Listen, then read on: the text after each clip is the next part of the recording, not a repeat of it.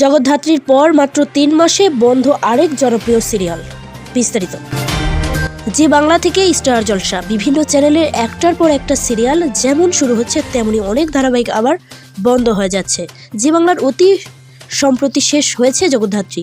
দীর্ঘ ৩ বছরেরও বেশি সময় ধরে চলা সিরিয়াল শেষ হয়ে যাওয়ার পর মন খারাপ অনেকের। এর মাঝে জানা গেল আরও এক ধারাবাহিক পথ চলা শেষ হয়েছে ইতিমধ্যেই। জি বাংলার আরেক ধারাবাহিক সিরিয়াল শেষের মুখে। তবে দেখে নেওয়া যাক।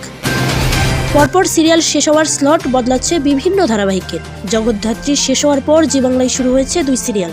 এবার শেষের মুখে জি বাংলার সোনারের অন্যতম ধারাবাহিক এসআইটি বেঙ্গল। জানা যাচ্ছে নতুন বছরের শুরু থেকেই নাকি তার পর্দায় দেখা যাবে না ধারাবাহিকটি।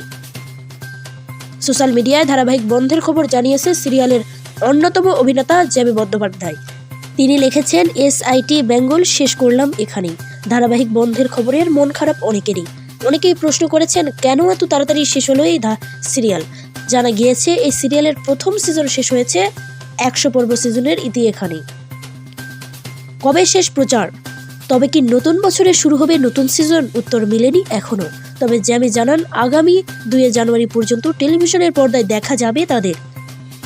ভিন্ন স্বাদের সিরিয়ালটি আচমকা শেষ হয়ে যাওয়ায় মন খারাপ দর্শকদের।